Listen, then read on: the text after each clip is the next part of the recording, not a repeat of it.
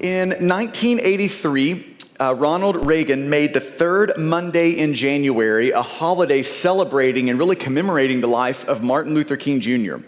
So part of just our normal rhythms and habits as a church family is to take one of these middle Sundays in January and give it to the issue of race and to talk about our church's desire and pursuit of diversity as a church family. And so we're going to jump in today. And let me just take one step back and answer the question, well, why is that? Why would we give a Sunday for that? Why are we pursuing these things as a church family? And I want to give two just quick responses to that. One is because Jesus cares about it. That's the primary reason. Jesus, the heart of God, really is wrapped up into these sort of issues. Ephesians 2 tells us that Jesus died to break down the walls that divide us and God, and the walls that divide us with one another. That Jesus died to break down both of those walls. And in Ephesians 2, Paul is in particular talking about the walls that existed between Jew and Gentile. And they were as deep and as strong and as durable of the sort of walls as any that has ever existed in history. The sort of racial divides were deep in Ephesians 2. And Paul is saying in Ephesians 2 that the gospel is not just a bridge between us and God. The gospel is also a battering ram that breaks down walls between us and others. That's what the gospel is. It's a battering ram that has that sort of function between us and other people. And here's what's so amazing about Paul's statement in Ephesians 2. It actually is proven to be true in the history of the church. If you look back in Acts chapter 13, the battering ram of the gospel unified a very diverse, multi-ethnic church in Antioch. If you read Acts 13, you'll see that. It's a very diverse church family. Now, let me back up, and I just want to be clear on this. Divided ethnicities reconciling and becoming a unified church family is not the gospel. But it does spring from the heart of the gospel. It's one fruit produced by the beautiful tree of the gospel. How we deal with issues like race either magnify or mar the beauty of the good news of Jesus. So there's a lot at stake there. And what we see early on in the church in Antioch, in church history, what we see in Antioch is possible. That one diverse church unified under the banner of Jesus, John in Revelation chapter 5 sees in its perfection. In Revelation 5, John says, "And they sang a new song saying, 'Worthy are you to take the scroll and to open its seals. For you were slain, and by your blood, Jesus, by your blood, you ransomed people for God from every tribe and language and people and nation. And you have made them a kingdom and priests to our God, and they shall reign on the earth.'" God is not colorblind. God sees ethnicities. He sees people of every nation, tongue, and tribe. And Jesus is saying here, God is making it clear here that Jesus died for a multi-ethnic bride to save some from all of those different ethnicities in the world. He died for that. So if you are in Christ, you have an incredibly bright future in Jesus. And that incredibly bright future is a multi-ethnic future. That's the future Jesus died to secure for you, a multi-ethnic future. So Jesus cares about these things, so we as a church family care about these things. And then secondly, here's another reason, just a very pragmatic reason, is issues around race are an inescapable reality for our church family. It's an inescapable reality. Our nation is growing increasingly diverse. In 2021, there will be more minority babies born than there will be majority culture babies born this year. In 2 decades from now, the U.S. population will have no majority ethnicity. So that's just coming for our country. That's the trajectory that is set for us providentially by God. And it's not just a national thing. It's not just that our nation is growing in diversity. It's also our local community that's growing in diversity. The University of Virginia produced a dot map And it's really fascinating. It's a dot map, and every dot is color-coded by ethnicity. You're going to see that on the screen behind me. It's an amazing map. It's fascinating in 100 different ways, but the blue dots, every blue dot you see is documenting a white person. And every green dot you see, an African-American person. Every orange dot, an Hispanic person, and kind of so on. And again, it's just so informative in so many different ways. You can see how patterns built years ago, decades ago, just housing patterns and where people live are still so present and binding even today. So it's fascinating in all those ways. But I just want to make one observation. Down there at the bottom of the screen, you'll see Midlothian. That's what's circled in red. And if you just look all around Midlothian, and then you look at the blue dots that make up so much of Midlothian right now, here is just what is so apparent. There are going to be a lot of beautiful green and orange dots added to Midlothian. That's what's in the future of Midlothian. Now, ask yourself the question, when you look at that dot map and you realize there are going to be diverse dots, more and more added to the cultural makeup of Midlothian, what do you feel deep down in your bones when you look at that and just come to grips with that? I want to tell you what I feel. I feel such a deep thankfulness to God for that. Such a deep thankfulness. As a church, we always want to look like our community. I think every church should seek that, to look like the community that God has put them in. And friends, just think about this. God is providentially creating a diverse city, so that as our church continues to look like our growingly diverse city, we are going to increasingly look like heaven. That's amazing to me, that God would providentially create a scenario where that could be true, where we get the chance to say yes to God and to step into these things. And church family, I just so badly want to see that realized for our church family. For us to look more and more like heaven one day. So today, here's the angle that I want to address this issue from. We're going to look at Psalm 13, which is a psalm of lament. And I want to come into the issue of race through this psalm, and really through the category of psalm that we find throughout the book of Psalms called lament. So Psalm 13, if you have that out and open on your lap, that would be helpful. We're going to take it in a couple of parts here. First, I want to just work through the purpose of lament. Why does that category of psalm exist? So the purpose of lament, then the pattern of lament, and then we'll get to how lament helps. So the purpose, pattern, and then how lament helps. So first, the purpose of lament. Now, to see the purpose of lament, we need to take one step back and notice and just observe and see the purpose of the Psalms. Why has God given us the book of Psalms?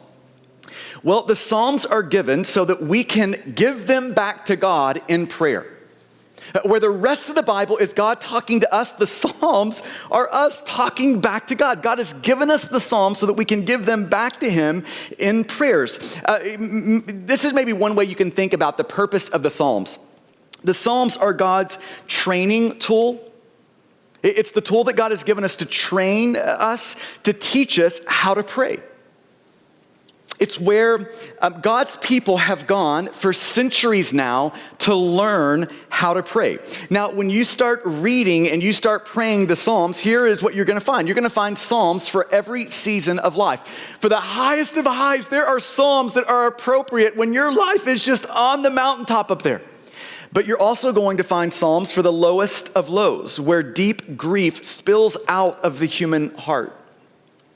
And here is what's most shocking about the Psalms of Lament, these songs for our sorrows, these prayers for our pain. Here's what's most shocking about the Psalms of Lament. They are the biggest category of the Psalms. There's 150 Psalms, and roughly a third of the Psalms are Psalms of sorrow, Psalms of lament, Psalms for the lowest of lows. 1/3 of the Psalms. So you just can't get past this category of Psalms when you begin to read the Psalms. So what is lament?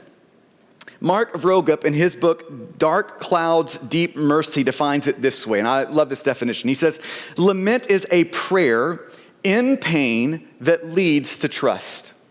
That's lament. A prayer in pain that leads to trust. And lament is a learned prayer language. It's a learned language that one day every one of us in this room will need. You'll need the language of lament. I'll need the language of lament. We're going to need those 50 Psalms of lament to help us learn that language. Now, why is that? Well, east of Eden, we all live in a world that we really weren't made to inhabit.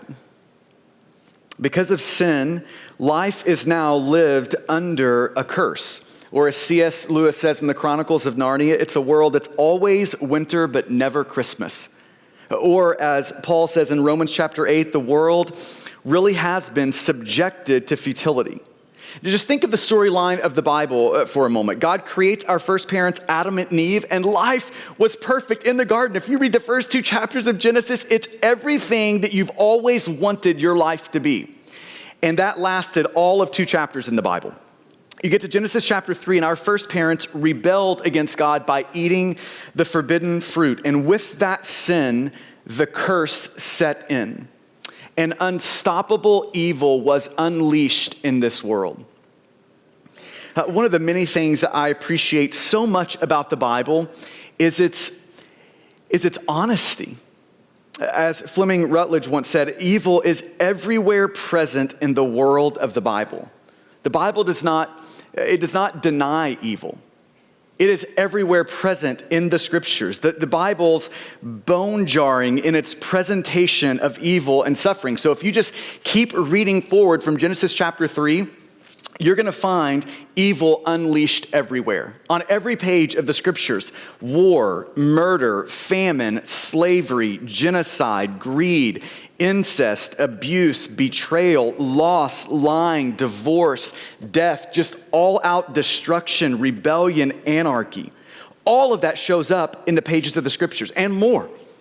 It is a bone-jarring presentation of evil. So that then leads us to the question, what do we do in your life and in my life when this broken world breaks into our lives? What do we do?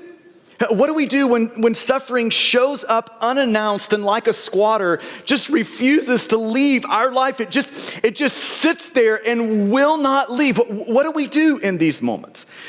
Well, if you just watch people's response to suffering, one response is people stay silent. And the scriptures show us over and over again that silence in our suffering is a soul killer.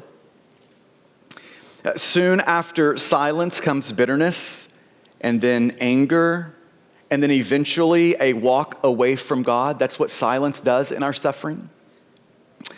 But another response the Bible provides is for you and I to learn the language of lament. When suffering shows up, we need the language of lament. Lament is how we bring God our sorrow. It's how we process our pain with the Lord.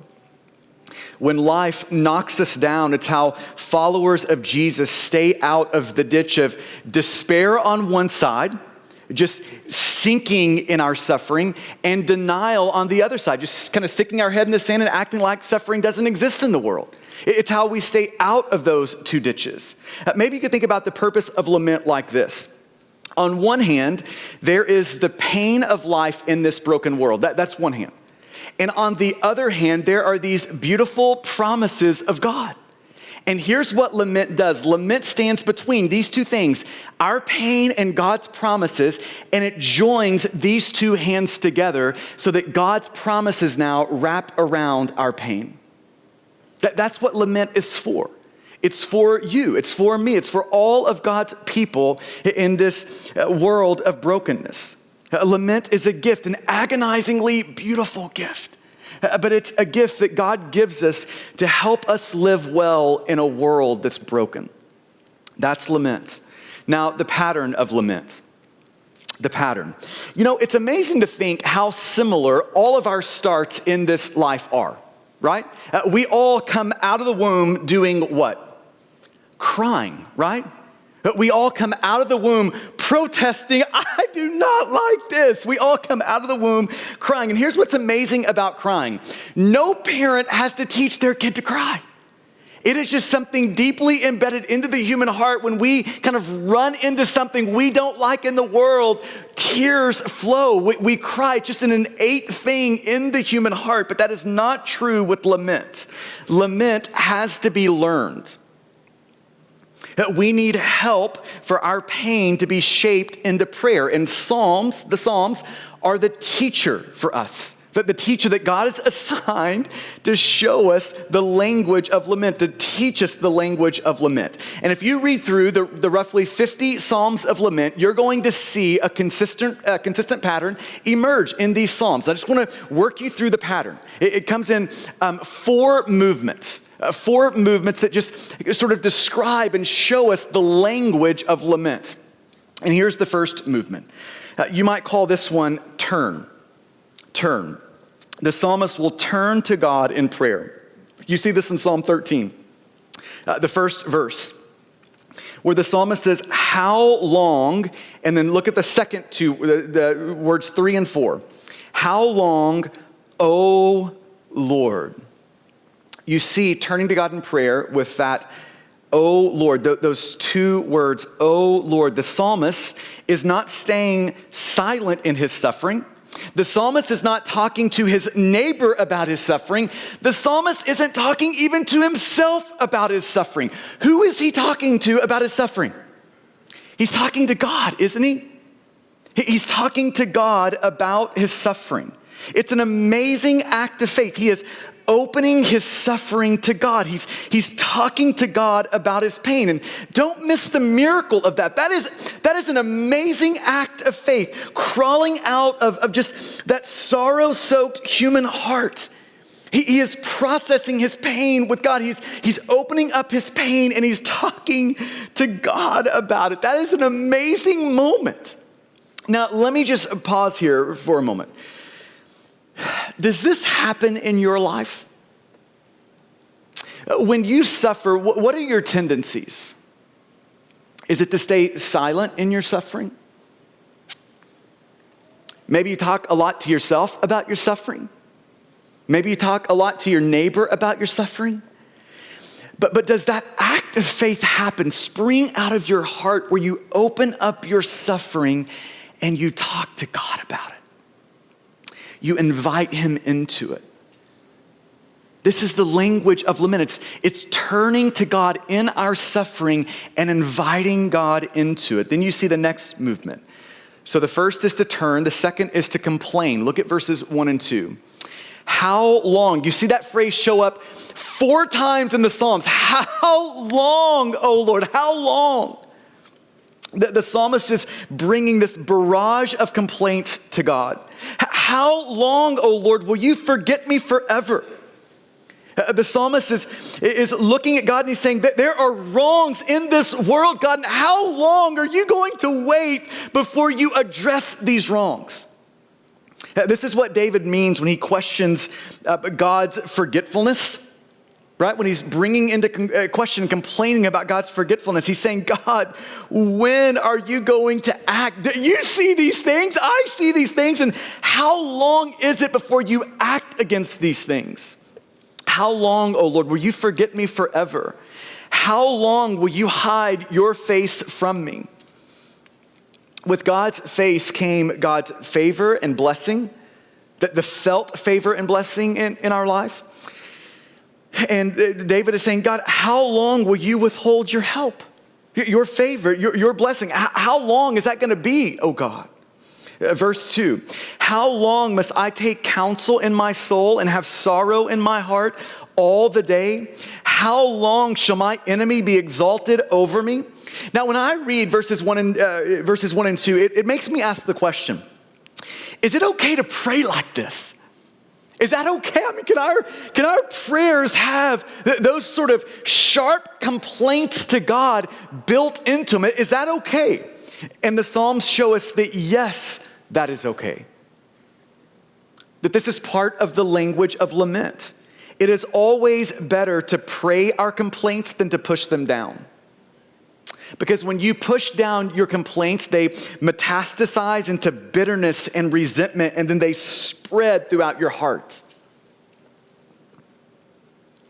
In complaint, we're saying to God, things are wrong in this world and things have to be righted.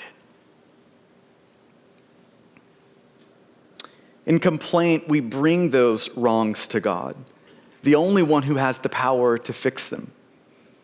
So let me ask you the question, do your prayers have complaints in them? When you're suffering, do you have a tendency to push down your complaints or to bring those complaints up to God in prayer? So he turns, he complains, and then the third movement is to ask. He makes requests of God. Look at verses 3 and 4. He says, consider, that's a request, consider God. Consider and answer me, O Lord my God. Light up my eyes, lest I sleep the sleep of death, lest my enemy say, I have prevailed over him, lest my foes rejoice because I am shaken. So after verbalizing his complaints, David's pain moves him to petition God. Consider God. Answer me, God. David's saying, God, I am about to die. My eyes are growing dim. I am weary. So God, will you put new light in my eyes? Will you put new life into my dying bones? God, help me. He is asking God. He's petitioning God. He turns, he complains, then he asks, and then the fourth movement is he trusts. He expresses his trust to God. This is a moment, just an amazing moment of faith for David. Look at verses 5 and 6. But I have trusted in your steadfast love. My heart shall rejoice in your salvation. I will sing. I'm not now, but I will sing to the Lord because he has dealt bountifully with me. What an amazing end to this psalm. The biggest word in Psalm 13 is only 3 letters long. It's that word, but. God, all I have is tears right now, but I trust in your steadfast love. God, it feels like I'm dying right now, but God, I know that one day my heart will rejoice again. God, I can't get the words out of my mouth. I have no words, but God, I know that one day, God, I'm going to sing again. God, I know Psalm 30 verse 5 that weeping may tarry for the night, but God, I know joy is going to come in the morning. Why do I know this, God? Because you have dealt bountifully with me. Because when I look back over my life, I see the many graces that are in my life. I see the many ways that you have answered my prayer, that you have worked on my behalf. So God, even when I can't see your hand, I'm going to trust your heart. This is David in Psalm 13. Lament helps us see through our pain to our promise-keeping God, to express our trust in this promise-keeping God. So let me ask you the question. Have you learned the language of lament? Have you learned this language? Think about your life right now. And gosh, there are so many sorrows in this room. There are unexpected deaths in this room. There's all sorts of loss in this room. There's wayward children in this room. There's just all sorts of sorrow. And have you learned the language that takes our pain and brings it up to God in prayer? That's the pattern. Now, how does lament help? I want to finish here. How does lament help? Now, this can be applied, what I'm about to say, in virtually any area of your life where you are enduring suffering and sorrows. But I want to, in particular, give a couple of applications that I think can help in the area of race and racial division and racial strife. Now, I want to be clear that there is no single silver bullet right? There is nothing, there's not just one thing we're going to do that walks us through the valley of racial strife and up to the mountain, right? There's not a single silver bullet. But there are things we can do. We often encourage our church family in this way when we're just trying to answer the question, what can we do? We do it in 4 L's. We can listen, we can learn, primarily through relationships, through reading. We can learn, listen and learn. 3rd, we can lament. And 4th, we can love. That's action-oriented and sort of cultural engagement. So we can listen, learn, lament, and love. And today I want to emphasize that 3rd L, lament, right? Just trying to tease that out and applying it. And here's why I want to emphasize that. Because I think it is so often missing in conversations about race. And if 2020 or this last year has really taught us anything, it is that these things are hard.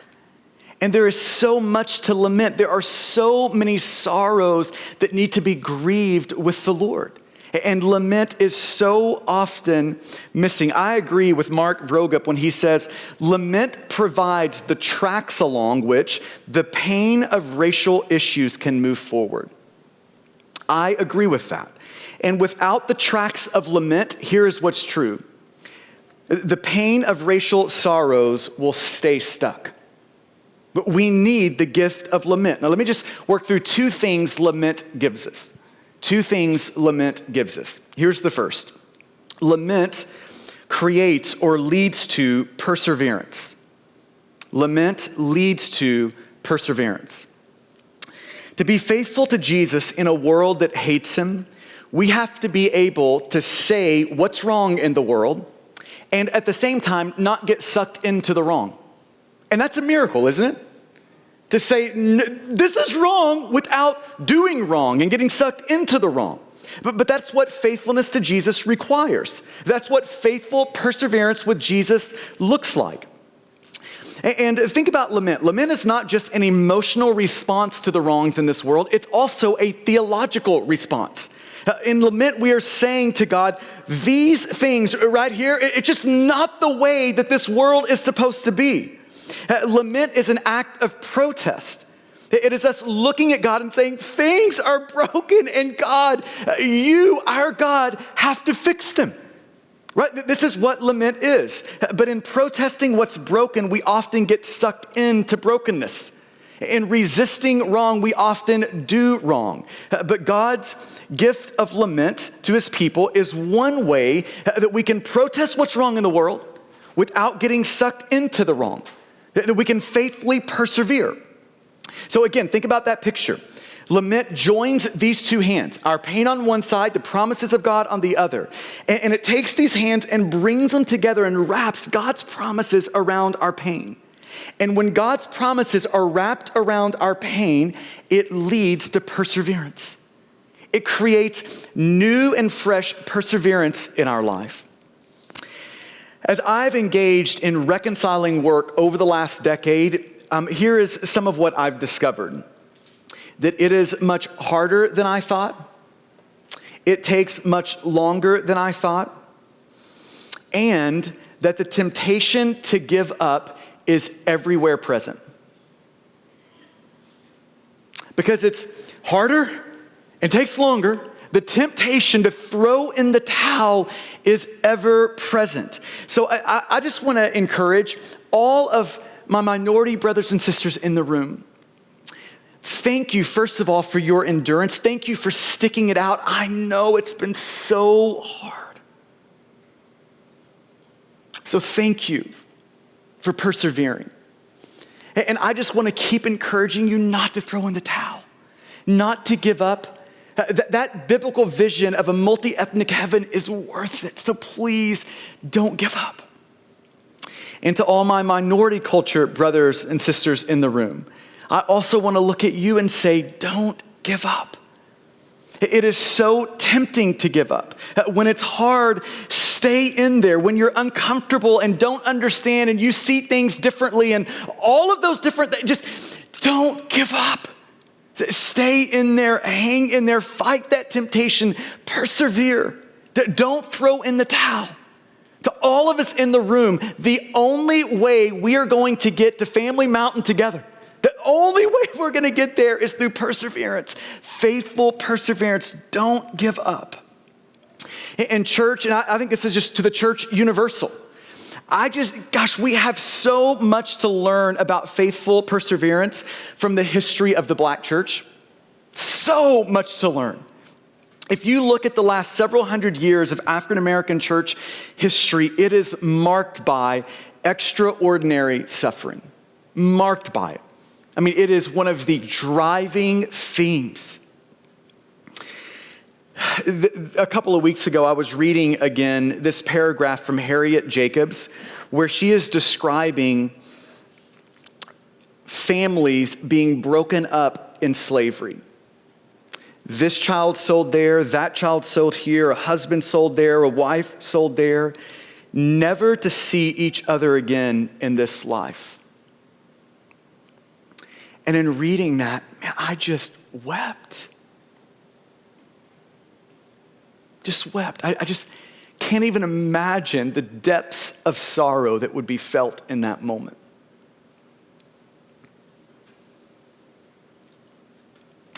And here's what's so amazing about African American church history is that deep pain came out in prayer to God through songs. And we have been gifted the spirituals. I agree again with Mark Vroegop when he says the leading category of lament in American history are the spirituals. Think about what is under that amazing, faithful perseverance that we see in the African American church. Here's what's under it. Lament. Lament led to that faithful perseverance. The more we lament, the more God's promises wrap around our pain and the more we persevere. So where are you tempted to give up today? Just think about your own life. Where are you tempted to give up with God? Lament is one of God's gifts to help us not give up. Are you tempted to give up in the area of racial reconciliation? Just to throw in the towel? If so, lament is one of God's gifts to help us persevere and to hang in there and to stay in there. Lament leads to perseverance. Second application. Lament leads to empathy. Lament leads to empathy. As we learn the language of lament, and even more importantly, as we actually begin to lament, one of the unique gifts that lament gives is it creates new capacity for empathy. And if there is one thing conversations around race need, it is empathy. Empathy. Now, what is empathy? It's the ability to get into the shoes of another, to see through another person's eyes, to understand what this person feels, why they feel it, and then to actually begin to feel those things with them. That's empathy. It's taking the burdens, the weights, the worries, the sorrows of another person, and then you begin to make those burdens and weights and sorrows and sufferings your own. Their tears become your tears. Their pain becomes your pain. Now, here's the thing about empathy. It is not optional in the Christian life. Now, I'm going to say that again. Empathy is not optional in the Christian life. In Romans chapter 12, Paul says this, rejoice with those who rejoice and weep with those who weep. Live in harmony with one another. Now, just one observation of Romans 12, that's a command. To be able to weep with those who weep. To enter into another person's tears until we can weep in tears with them. Now, I want to ask you just a simple question. When is the last time that's happened in your life? Another person is in the house of mourning. You've entered into that house with them. You've felt their sorrows, and you've actually been able to weep with them. Has that ever happened in your life? But when's the last time you've been able to actually do what Paul commands in Romans 12? It really is a gift of grace When is the last time that's actually come out of you, being able to weep with those who weep? And I love the insight that H.B. Charles gives us when he says, the Bible calls us to weep with those who weep. It doesn't tell us to judge whether or not they should be weeping. I think it's a really good thing to think about. It doesn't call us to say, let me kind of analyze every little fact and figure and just see if they... No, it just says, when a person's in the house of mourning, we come into the house with them and we weep with them. Let me just use a marriage analogy to help us with that. Husbands, picture the moment where your wife comes home after a hard day and she just needs to cry. It's just one of those type of days. Now think about what you're going to do in that moment. Are you going to look at her and say, sweetheart, can we take a moment to go through the details of your day? And let's just analyze every little detail and let's see whether or not you should be crying right now. And sweetheart, I am sorry to say this, but after analyzing the details, I think you need to suck it up. Are you? No, you're not going to say that, are you? That's not how that moment should go, at least. Husbands, I'm just going to give you a clue right here. What should happen in that moment is you take your wife in your arms and you provide a safe place for her to weep. And by the grace of God, you enter the house of mourning with her. Are there rooms for more conversations? Of course there are. But it's not the first one. The first one is to come into the house of mourning and to weep with those who weep. And ironically, in verse 16 of Romans 12, it says to live in harmony with one another. That's another command that comes in Romans 12. And I actually think the two are linked together, that shared tears tie us together. Shared tears have a way of tying us and binding us together. That's true across marriage lines, and it's true across racial lines. Again, Mark Vroegop is helpful when he's addressing majority culture followers of Jesus when he says this: when it comes to racial reconciliation, I think we should approach the conversation as we would if a dear friend experienced a deep loss. Our first step should be to sit beside the grieving individual, love the person, listen, and lament. I agree with that. Rather than coming armed with the set of facts that you have or your hot take and your opinion, I think we should come ready to weep. Several years ago, this has been one of the, when I think about the last 4 or 5 years of my life, this is one of the sort of moments that I think so often about. Several years ago, Laura and I were just walking through such a painful season around fostering. And one day, a friend rang the doorbell, and he said, man, I feel like the Lord asked me to come over today, and I don't think it was to say a single word. I think it was just to cry with you. I think it was just to cry with you. Gosh, that was such a meaningful, helpful moment. And what's true in deep moments of grief, like I was going through there, is true in reconciliation. Lament, weeping with those who weep, helps. Lament helps. And here is the problem. Tears are too often missing in racial conversations. They're just too often missing. We're just missing one of the gifts that God has given us, lament. We're missing the gift of tears in these conversations. To help just bring clarity to that, let me give you what I'll just call an empathy test. Micah Edmondson is an African-American pastor, and last spring he gave a lecture called Is Black Lives Matter the Next Civil Rights Movement? That was the name of the lecture. And he gave this lecture to the leaders of the Gospel Coalition, that crowd of people. And after working through the sort of affirmations and critiques of Black Lives Matter and its differences from the civil rights movement, he gave a passionate sort of just pastoral plea. And listen to this paragraph that he said. He said, "My wife has to beg me a grown 37-year-old man, not to go to Walmart at night, not because she's afraid of the criminal element, but because she's afraid of the police element. Because she knows that when the police see me, they aren't going to see Micah Edmondson, pastor of New City Fellowship Presbyterian Church. When they see me, they aren't going to see Micah Edmondson, PhD in systematic theology. When they see me, all they're going to see is a black man out late at night. And she knows we're getting stopped at 10 times the rate of everybody else, arrested at 26 times the rate as everybody else, and killed at 5 times the rate of everybody else. And then he goes on, Black Lives Matter can see the injustice in those statistics. How can Black Lives Matter see the value of black life better than we can? Why does Black Lives Matter care more about the value of life than we do? Okay, now stop, and I just want you to pay attention for a second of what's happening inside your heart in a moment like this.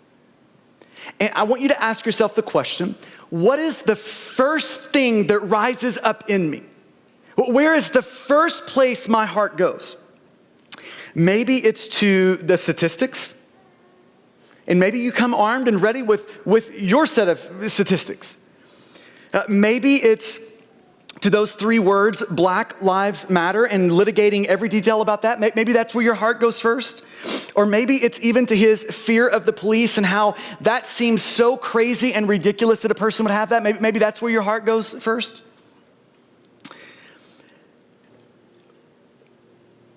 But I just wonder how many of us can first weep with an African-American pastor whose wife is terrified for him to get out of the house after dark. Tears are just missing too often. Lament, empathy, missing too often. So can you empathize? Can you get in another's shoes, see the world from their eyes, feel what another person feels? And gosh, I personally just have so long to go in this, so long to go. But one of the sweetest gifts that Jesus has given me over the last decade are just dear friendships with minority brothers and sisters. The gift of listening to stories and fears and worries. And then just the grace of being able to enter into the house of mourning and to weep with those who weep. And I pray that for you. I pray that for us. I pray that for our church family. Let me close here. John Perkins, he was a civil rights activist, a dear brother in Jesus, author of One Blood. He says, there is no institution more equipped and capable of bringing transformation to the cause of reconciliation than the church. The government is not better equipped to do that. Some other nonprofit's not better equipped to do that. The church is best equipped to help in this area.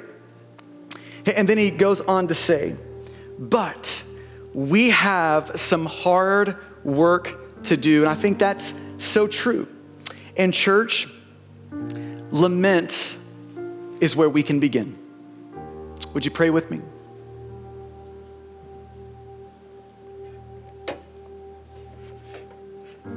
I want to give you a moment to allow the Spirit of God to just address you this morning, to speak to you this morning, to press down into you what would be most helpful today. Wipe away the things that wouldn't be.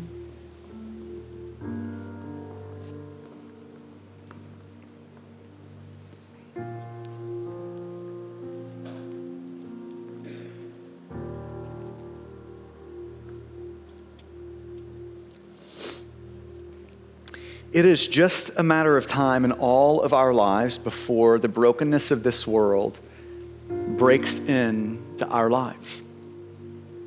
And when that happens, you're going to need the gift of lament. You're going to have that language, that vocabulary learned.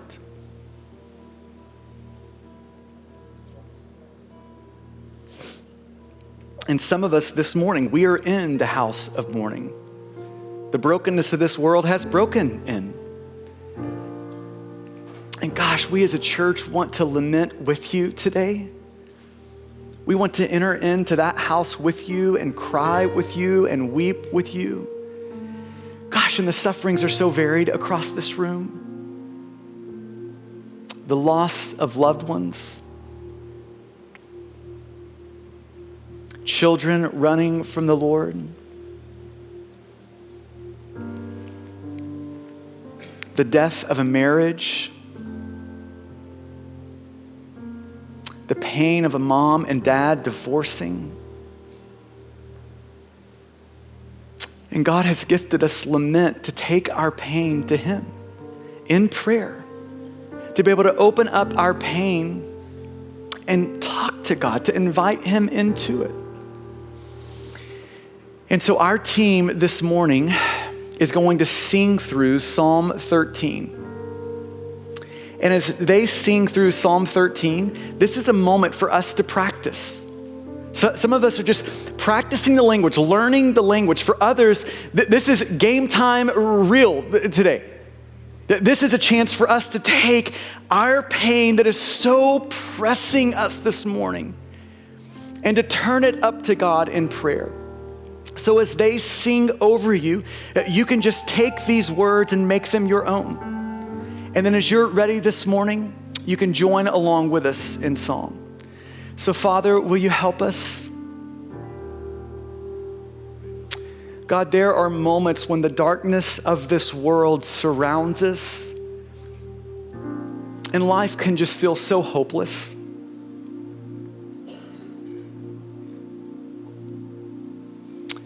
And oh God, today would you shine a light in the middle of that darkness? God, as your promises wrap around our pain, God, would you help us persevere today? God, would you make us a church who has learned what it means to lament? Oh God, help us. It's in your good name we pray. Amen.